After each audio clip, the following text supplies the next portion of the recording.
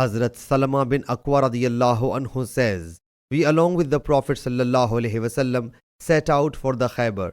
In the meanwhile, a man amongst the people said, O Amir, won't you recite to us your verses? He started reciting the poetry. The Prophet ﷺ thereupon said, who is this camel driver? The people replied, Amir.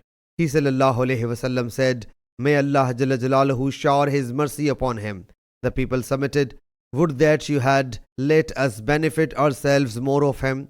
So he, in the morning of that night, passed away. The people thereupon said, his deeds have turned vain, for he has committed suicide.